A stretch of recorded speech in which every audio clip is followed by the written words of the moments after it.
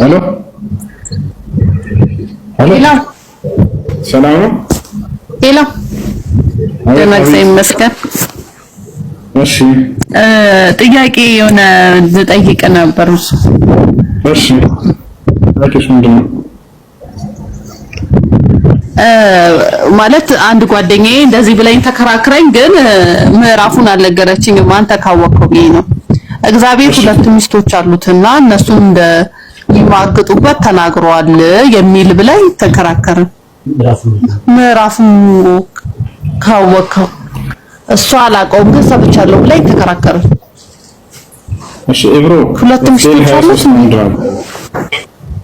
ለምሳሌ ነገር ለምሳሌ ነው ብሎ የተረጎመላቸው ለምሳሌ በላውታለ ሕዝቅኤል ምዕራፍ 23 ቁጥር 1 እሺ ኦላና ኦሊባ እሺ ሕዝቅኤል ትንቢተ ሕዝቅኤል ምዕራፍ 23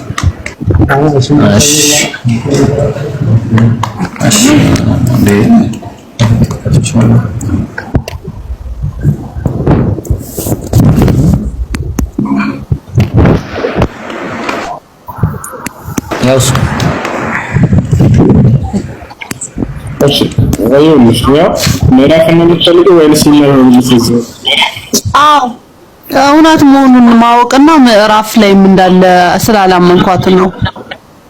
ምን ይላል? የእግዚአብሔር ቃል ወደ እኔ እንዲህ ሲል መጣ ይላል ሕዝቅኤል ብሎ ማልከም እሺ የእግዚአብሔር ቃል ወደ እኔ እንዲህ ሲል መጣ፣ የሰው ልጅ ሆይ የአንዲት እናት ልጆች አለ ልጆች የሆኑ ሁለት ሴቶች ነበሩ፣ በግብፅም አመነዘሩ። እነዚህ ሁለት ሴቶች ማለት ነው። እነዚህ ናቸው ኦሆላና ኦሆሊባ የሚባሉት። በኮረዳነታቸው አመነዘሩ። በዚያም ይሄንን መስጂድ ውስጥ ነኝ ማንበቡ ራሱ ትንሽ እና ከዛ ሟሸሹ። ከዛ በዚያም የድንግልናቸው ዳሰሱ እና ስማቸውም የታላቂቱ ኦሆላ የእህትየዋም ኦሆሊባ ነበረ። ለእኔም ሆኑ አለ እግዚአብሔር ነው የሚለው። ለእኔም ሆኑ ለማ ለእኔ ወንዶችና ሴቶች ልጆችንም ወለዱ። ስማቸውም ኦሆላ ሰማርያ ናት፣ ኦሆሊባ ደግሞ ኢየሩሳሌም ናት እያለ በምሳሌ ያስቀምጠው እንጂ እግዚአብሔር ሁለቱ ለኔ ሆኑ እያለ ይናገራል ማለት ነው። ይሄ ነው ወገናችን እና መንዝራውበታልም። አዎ ላሰመነዘሩብኝ ባንችላችሁ ነገር ያመነዘሩት ደግሞ የሚለው ነው። ሁለት ታላላቅ በብልታቸው እንዳህያ ብልት የሚያካክል እያለ ሁሉ ከታች ይናገራል። ስፐርማቸው መጠን ይናገራል። የዘር ፍሰታቸው እንደ ፈረስ የዘር ፍሰት እያለ ከሆነ ወንዶች ጋር አመነዘሩ እያለ ይናገራል። ለቱ ሲወራት ኢብራሂም 8 ላይም አለ ሁሉንም ገለጠቻው። በዚህ ምክንያት ነው ትተውት ሄዱት። ለማንኛውም እንደ አህዮች ሆኑ። ስጋቸው የተባለው ብልቶች ነው የሚለው። እሺ እንግሊዝኛው ላይ ሄደሽ ብታዩ ብልት ነው የሚለው። እንደ አህዮች ኢማጂን አድርገው ሳይው እንግዲህ ስጋቸው እንደ ብልቶቻቸው እንደ አህዮች ብልት የሆነ ወንዶች ማለት ነው። ዘራቸውም እንደ ፈረስ ዘር የሆነ ይላል። ኢማጂን አድርገው ይሄንንም እነዚያ ምልምሎች በፍቅር ተከተለቻቸው አለ እና ለምንድን ነው በቃ በዛ ግልሙትናዋን ገለጠች። ሀፍረተ ስጋውንም አሳየች። ብሉይ ኪዳን ላይ ነው አዲስ ኪዳን ላይ ነው ያለው። እሱ ቀጥል እንግዲህ እሺ ያው ሁለት ደግሞ ማለት ነው። እሺ አመሰግናለሁ። እሺ ሁለተኛው ደግሞ እግዚአብሔርና ያዕቆብ ተደባድበው ያዕቆብ አሸንፎታል ብሎ ነበረ ሁሱ ብላይ። እሱን ደግሞ ላረጋግጥ ነበር። የምር ነው ምዕራፉ ካለሱ ያው መጽሐፍ ቅዱስ ላይ ኦሪት ዘፍጥረት ካለ ያዕቆብና እግዚአብሔር ተጋጥሞ እግዚአብሔር ያውና ብሎ እግዚአብሔርንም አድነህ አሸንፈሃልና ይላል። ኦሪት ዘፍጥረት ምዕራፍ 30 ኦሪት ዘፍጥረት ምዕራፍ 32 ቁጥር 24 ኦሪት ዘፍጥረት ምዕራፍ 32 ቁጥር 24 ያዕቆብና እግዚአብሔር ግድያ ተጋጥሞ ያዕቆብ እግዚአብሔርን አሸንፎታል ይላል። ቃል በቃል ያው ምን ይላል? ከዚህም በኋላ ታግለህ አሸንፈሃል ብሏል። አንድ ወዳት እንደላሸንፈን በየጊዜ የጭኑን ሹሉዳ ነካው ያቁም የጭኑን ሹሉዳ ሲታገል እንዲሁም ማለው ሊነካ እዚህ ጋር እኮ አይተዋል። እንዳላሸነፈውም በየጊዜ የጭኑን ሹሉዳ ነካዋል። ያዕቆብም የጭኑን ሹሉዳ ሲታገለው ደነዘዛልና የእውነት ድብድብ መሆኑን የምታየው እዚህ ጋር ነው። አሜን ነው። የምን ድብድብ ድብድብ ይላል፣ ግብግብ ሁሉ ይላል። ሌላኛው ትርጉም ላይ በተከሰተው ግብግብ ያዕቆብ እግዚአብሔርን አሸነፈው ይላል። እንዴት ነው ሰው አምላክን ታግሎ በአዲስ ኪዳን ተቆልፎ በአዲስ ኪዳንም አይሁዶች አሸንፈው ይሆናል እንደዛው አረከባሩ ይሄ ለምሳሌ ነው ጉዳት ነው ትክክል ያልሆነው እንዴ ይሄማ መጽሐፍ ነው እንጂ ትክክል ያልሆነው ትክክለኛ የምንላቸው ይሄን ነው እንጂማ በዛሬማ ተባደበ። አዎ ምድር ላይ ወርዳሽ ነው ሰዋት። አዎ ኧረ ተው ትክክል። እሺ አንዴ መጨረሻ ልጠይቅ። እግዚአብሔር እንደ ነፍሰ ጡር ይጮሃል የሚል ምን ላይ ነው ያለው? እንዴት ኢሳይያስ ወደለት ምዕራፍ ነፍሰ ጡር ይጮሃል። በነፍሰ ጡር ምዕራፍ ስንት? እንዴት ኢሳይያስ ምዕራፍ 42 ቁጥር 42 ነው። ከድሮ ዘመን ጀምሮ ዝም ብያለሁ አለ። ዝም ብዬም ታግሻለሁ። አሁን ምጥ እንደያዛት ሴት እጮሃለሁ፣ አጠፋለሁ፣ በአንድነትም እጨርሳለሁ አለ የጌታ ሰው። ምን ነው የሚጨርሰው? አሁን እንደያዛት ሴት ምጥ እንደያዛት ሴት የሚለው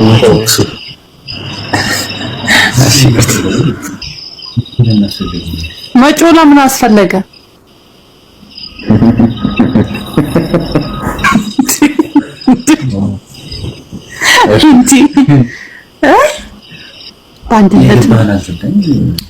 በአንድነት መጮህ። እሺ አመሰግናለሁ። እሺ ይላል ሁሱ ስለዛች ቀንና ሰዓት በሰማይ ያሉ መላእክቶች ማርቆስ 13:32 ታውቃላት። ወልድ ቢሆን አያውቁም። ማርቆስ ስንት ጻፍ? 13:32 አልተልሽም። ስለዚህ ቀን ነው ስለዚህ ሰዓት ግን 32 ምዕራፍ ስንት ነው? ማርቆስ 13:32 ነው። 13 አይ 13 እሺ በቃ አመሰግናለሁ። እሱ አይሽ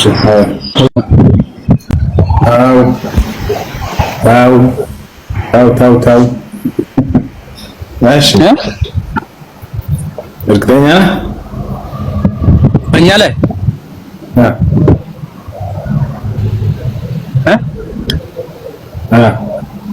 በእኛ ላይ በዛ የተጻፈ የለም። የኛ መጽሐፍ ቅዱስ በሰው ተሰይሟል እንጂ በሸራሪት በጉንዳን በምናምን የተሰየመው የለም። እሺ እግዚአብሔርን በነቀዝ ይሰይማል መጽሐፍ ቅዱስ ምን ትላለህ? በነቀዝ አሳይ። አሁን የኛ መጽሐፍ ቅዱስ የተሰየመው በሰው ብቻ ነው። እግዚአብሔር እኔ እንደ ነቀዝ ነኝ ያ ይናገራል። ምን ትላለህ? ነቀዝ ማለት ምን ማለት ነው? ነቀዝ አታውቅም? ነቀዝ አታውቅም? ጠየቅኩ እኮ እሱ ፍቺውን ንገረኝ እስኪ።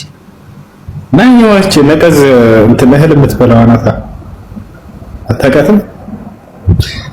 እና ታዲያ መጽሐፍ ቅዱስ የተሰየመው በነቀዝ ነው? አምላክ ራሱን በነቀዝ ይሰይማል። ምን አንብበው። እሺ የትኛው ጋር? ያው እዚህ ጋር ቀዩ እሺ ይሄን ብሎ ምን ነው ታዲያ? አብሮ እኔም ለኤፍሬም እንደ ብል ለአይሁድም ቤት እንደ ነቀዝ ሆኛለሁ የሚለው ለምንድን ነው? እንደ ነቀዝ ሆኛለሁ እያለ በምሳሌ እግዚአብሔር ራሱን እየተናገረ ነው። ምን ትላለህ? እኮ እንደ ነቀዝ ሆኛለሁ እያለ ያለው እኮ እኔ አጥፍቻቸዋለሁ እነሱን ለማለት ነው እንጂ እኔ እኮ ነቀዝ ነኝ እያለ አይደለም። እኔ መቼ ነቀዝ ነው አልኩኝ እኮ። እንደዚህ በዚህ ምሳሌ ሰጥተው ያልኩ ነው ራሱ ጌታ ሆኛለሁ ያለው ለምንድን ነው? እነሱን እንደዚህ አድርጌያለሁ ነው እያለ ያለው።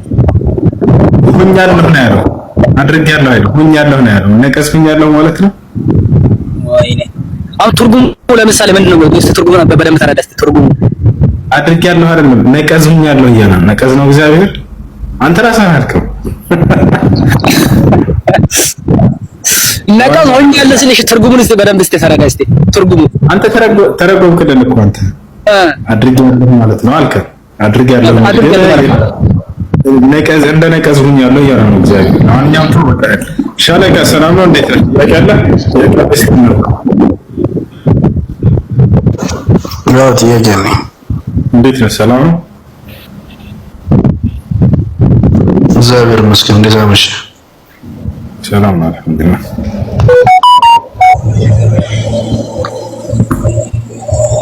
ወሽ ይሰማል? ይሰማል?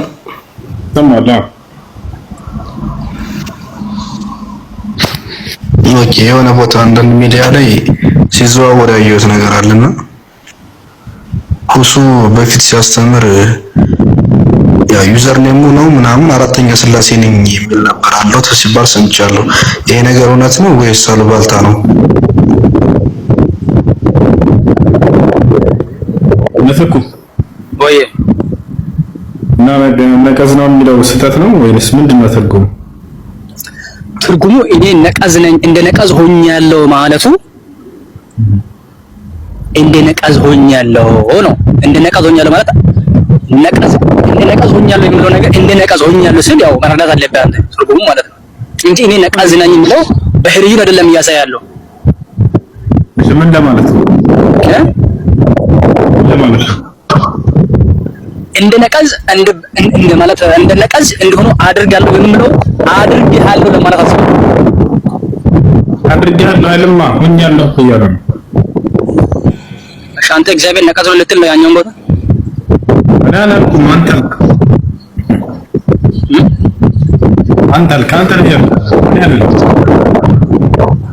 እሺ አሁን የኛ መጽሐፍ የተሰየመው በሱ አይደለም። በነገራችን ላይ ነቀዝ የሚለው መጽሐፍ ለኛ አለ። ለኛም ነቀዝ የሚለው መጽሐፍ ለኛ አለ ወይ? ነቀዝ የሚለው መጽሐፍ ለእናንተ ጉንዳን የሚለው መጽሐፍ አለ፣ ጋኔን የሚለው መጽሐፍ አለ። ለኛ ጉንዳን የሚለው መጽሐፍ እና ነቀዝ የሚለው መጽሐፍ አለ ለኛ እንጂ አላህ እንደፈጠራቸው የፈጠራቸው መሆናቸውን አረጋግጠን። አንተ ግን እግዚአብሔር መሰሩ አረጋግጠን። መጽሐፍ ቅዱስ ላይ የት ነው እግዚአብሔር ጋኔን ከምን እንደፈጠራቸው የተናገረው? ስለህ የለም። የጌታ ሰው በመላል ቅዱስ መጽሐፍ ስለ ጋኔን መናገር ለምን አስፈለገ? ይናገራል እኮ መጽሐፍ ቅዱስ ግን ከምን እንደተፈጠሩ አያውቅም እንጂ ከምን እንደተፈጠረ አያውቅም። ቅዱስ መጽሐፍ የምናገረው በምድር ላይ ስላለው ነገር ነው እንጂ በሰማይ ስላለው ነገር አይናገርም። ኢየሱስ ክርስቶስን አጋንንቶች የእግዚአብሔር ልጅ ነው ብለው ያምናሉ። ለምን ከሃዲ ናቸው ይባላሉ? ማለት አጋንንቶች ኢየሱስ ክርስቶስ የእግዚአብሔር ልጅ ነው ይላሉ። ይሄን ታውቃለህ? የእግዚአብሔር ልጅ ነው ይላሉ። እስቲ ስለዚህ አማኝ ወንድሞች ናቸው ማለት ነው። እግዚአብሔር ልጅ ነው ብለው ክርስቶስን ይናገራሉ። ምን ትላለህ? ማሳየህ እግዚአብሔር ልጅ ነው ያለው ቦታ ሳይስት ያሳያሉ።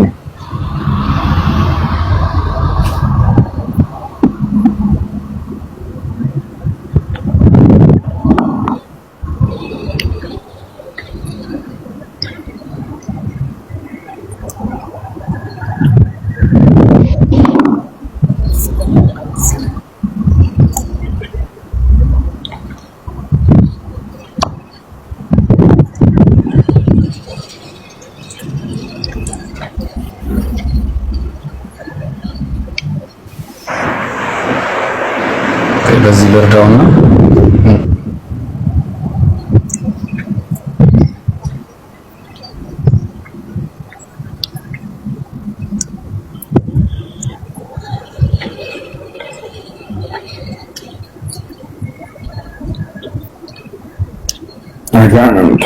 ታጋንንት ና ያውና እዚህ ጋር ምን ያ አጋንንት ደግሞ አንተ ክርስቶስ የእግዚአብሔር ልጅ ነህ እያሉ እየጮሁ ከብዙዎች ይወጡ ነበረ። ገጸጻቸውም ክርስቶስም እንደሆነ አውቀው ነበርና እንድናገሩ አልፈቀደላቸውም። ስለዚህ አጋንንቶች ክርስቶስ የእግዚአብሔር ልጅ መሆኑን ያውቁ ነበረ። አንተ የእግዚአብሔር ልጅ ነህ እያሉ ይናገሩ ነበረ። ጌታ ሰው ጌታ ዘመንህን ይባርከው። ስለዚህ አጋንንት ወንድሞች ናቸው አይደሉም? አጋንንቶች ወንድሞች ናቸው አይደሉም? አጋንንቶች ምክንያቱም ኢየሱስ ክርስቶስ ሲናገር ምን አለ?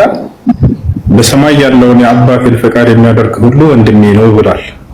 አጋንንቶች ደግሞ ኢየሱስ ክርስቶስ አንተ የእግዚአብሔር ልጅ ነህ ሄዶ ነበረ። ስለዚህ ወንድሞች ናቸው አይደሉም? ክርስቶስን የእግዚአብሔር ልጅ ነው ብሎ ስለሚያውቁ ይሄ ነገር ስለሚናገሩ አምላካቸው ደግሞ እንዴት አያውቁም? ኢየሱስ እኮ አምላክ ነው። አምላክ ነው እኮ ማያውቅ የለም። አጋንንት እኮ አምላክን ያውቃል። ስለዚህ ወንድሞች ናቸው አይደሉም? በልባቸው አመኑ እንዴ? በልብ ምናምን የሚል የለም እዚህ ጋር የእግዚአብሔር ልጅ ነህ አንተ እያሉ ያውቁ አጋንንቶች የእግዚአብሔር ልጅ ነው ይላሉ። ስለዚህ ወንድሞች ናቸው። ያው አጋንንቶች የእግዚአብሔር ልጅ ነህ አንተ ኢየሱስ እያሉ ይናገሩ እንደነበር ማስረጃ ያሳያል። እና የእግዚአብሔር ልጅ የሚባለው ያመነ ነው እንጂ የተናገረው አይደለም። የቱ ጋር ነው እንደሱ የሚለው? የቱ ጋር ነው እንደሱ የሚለው? ምን የሚለው? የቱ ጋር ነው እንደሱ የሚለው? በመጽሐፍ ቅዱስ ነው። ማስረጃ ስትል የእግዚአብሔር ማለት ለተቀበሉት ሁሉ በስሙም ለሚያምኑት እነርሱ የእግዚአብሔር ልጆች እንዲሆኑ ዘንድ ስልጣን ሰጣቸው። እሱ ጋር ለፈር ነው። አሁን እዚህ ጋር እዚህ አካሎች የእግዚአብሔር ልጅ መሆኑን እነዚህ አካሎች ያውቃሉ፣ ይናገሩ ነበር። አለማመናቸውን እንዴት ያውቃል? እነዚህ አካሎች በአንደበታቸው ይናገሩ፣ አለማመናቸው እየወጡ ናቸው። ለምሳሌ ከያዙት ሰው እየወጡ የእግዚአብሔር ልጅ መሆኑን ስልጣን መሆኑን ያውቃሉ። ለማንቶች ስለመውጣታቸው አይደለም ጥያቄው። እሱ የእግዚአብሔር ልጅ እንደሆነ ይናገሩ ነበር፣ ይመሰክሩ ነበር። ወጣላሉ። ስለዚህ ይመሰክሩ ነበር እግዚአብሔር ልጅ መሆኑ። ማን አይደለም ያልከው ተነስተህ እና ካልተናገሩ ማለት ከተናገሩ አመንክ ልትል ነው። መጽሐፍ ቅዱስ ላይ ተናግረው አመኑበት ማለት የሚል ቦታ የለም። አጋንንቶች አመኑ የሚልበት ቦታ የለም። በቁርአን ነው እንጂ ቁርአኖች አጋንኖች ማለት በቁርአን አመኑ የሚለው በቁርአን ነው ያለው እንጂ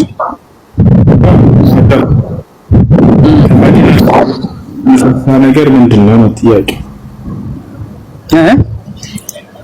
አዲናቸው ለተነሳሳ ነገር ምንድነው? እነዚህ አካሎች በአንደበታቸው እየመሰከሩ ነው አንተ በእውነትም የእግዚአብሔር ልጅ ነህ እያሉ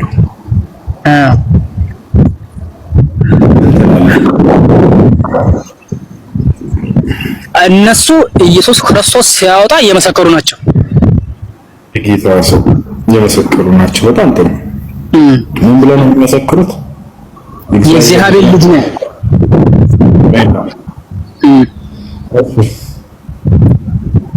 ዘመኑ ይባረክ። እሺ በነገራችን ፕሮቴስታንት ነው ኦርቶዶክስ? ፕሮቴስታንት ነው አይደል? እሺ መጽሐፈ ኩፋሌን ትቀበላለህ? ስንት ነው አንተ? 80 ወይስ 66? ክርስቲያን ማለት 66 እንቀበላለን እንጂ 80 ምናምን አንቀበልም። መጽሐፈ ኩፋሌ መጽሐፈ ይወደቀ ምናምን እነሱን እኛ አንቀበልም። ለምን? እነዚህ ከ66 በላይ ያሉት እነዚህ ሰዎች የጨመሯቸው ናቸው ወይስ የአምላክ ንግግር ነው? እነዚህ 60 ከ66 ውጪ የሆኑ 16 ወይም 15 መጽሐፍቶች ውጪ ነበሩ። እነሱ መጽሐፍቶች የማንቀበልበት ምክንያት አለን። ምክንያቱ ኢየሱስ ክርስቶስ ከመምጣቱ 450 ዓመታት መካከል ላይ ሰዎች ከእግዚአብሔር ጋር ሪሌሽን ባጡ ጊዜ ከባጣታቸው ምክንያት ባጡ ጊዜ እግዚአብሔር ድምጽን ማሰማት የተወበት ጊዜ ነበረ። ድምጹን ሳይናገር እግዚአብሔር የዝምታ ጊዜ ነበረ። እነዛ መጽሐፍቶች የተጻፉ በዝምታ ጊዜ ነው። የእግዚአብሔር መንፈስ ሳይናገር በዝምታ ጊዜ የተጻፉት ናቸው። ስለዚህ በ66ቱ መጽሐፍ የማንቀበልበት ምክንያት ለምንድን ነው? እግዚአብሔር ድምጹን ከሰማያት ሳያዋርድ ሰው በራሱ የጻፈበት ነው። የሰውን ታሪክ እያየ በራሱ የጻፈበት ስለሆነ እሱን አንቀበልም ብለን እኛ ማንቀበልበት ምክንያት በሱ ነው። አንዱ ስለዚህ የአምላክ እስትንፋስ የለበትም ማለት ነው አይደለ? ሰዎች ናቸው የጻፉት። 66ቱ ማለት በላይ ላይ ያሉትን እኛ እናውቃቸውም፣ እነሱ የሚያውቁት ኦርቶዶክሶች የራሳቸው የሆነ ምላሽ ይሰጣሉ። ጌታ ሰው እሺ። እና ኢየሱስ ክርስቶስ መልእክተኛ ነው ብለህ ነው የምታምነው ማለት ነው አንተ አይደለ? አምላክ ነው ኢየሱስ ክርስቶስ። አምላክ አለው ብለህ ታምናለህ? አታምንም? ኢየሱስ አምላክም አለው። አሁን ለምሳሌ እግዚአብሔር አብ ለሱ እንደ አምላክ ነው። ምክንያቱም በስጋ በሚገለጥበት ወራት ላይ እንደ አምላክ ነው። እግዚአብሔር አምላክ ለኢየሱስ እንደ አምላክ ነው። ግን አሁን ኢየሱስ ክርስቶስ ወደ ሰማይ ሲሄድ ራሱ አምላክ ነው። ራእይ ላይ ምዕራፍ 1 ላይ እናያለን ያኛውን ነገር። እሺ ስለዚህ አምላክም ነው አምላክም አለው አይደል ኢየሱስ? አዎ ይታሰው ለአምላክ አምላክ ይኖራል። ለምራችሁ እንዲህ ስልክ ገብቶላል። እንዲህ ስልክ ወደ ምድር ሲመጣ አሁን ስጋ ለብሷል። ማለት ነው ጌታ ሰው። እሺ ስጋ ለብሷል አይደል? እሺ ለምሳሌ እግዚአብሔር ስጋ እንዴት ለበሰ? እንዴት መልበስ ይችላል? ፈጣሪ ሆኖ እንዴት መልበስ ይችላል? ከፈለገ ሰውን በአፍ መዳን ይችላል የምንለው አመለካከት ላንተም ሊሆን ይችላል፣ ለኔም ሊሆን ይችላል። እግዚአብሔር ግን ፍጹም ፈቃዱ ሆኖ ወዶ ከሰው ልጅ ጋር ስጋ ለብሼ እኖራለሁ ካለ የሚከለክል የለውም። ምክንያቱም ሁሉን የሚችል አምላክ ስለሆነ። ስለዚህ ኢየሱስ ክርስቶስ ስጋ በለበሰው ጊዜ ለስጋው አምላክ አለው። ስጋ በለበሰ ጊዜ ለስጋው አምላክ አለው። ይህ ስጋውነቱ እስከ ፍርድ ቀን አለ። ሰው ሁሉ ምድር ሁሉ ዓለም ሁሉ የሚጠፋበት ጊዜ አለ። እስከዛ ቀን ድረስ ያ ስጋው በሰማይ ራሱ እንደ ስጋውን ማለት ስጋው የተወገበትን ቁስሉን ይዞ ነው የሚሆነው። ይህ ስጋው የሚረግፈው መቼ ነው?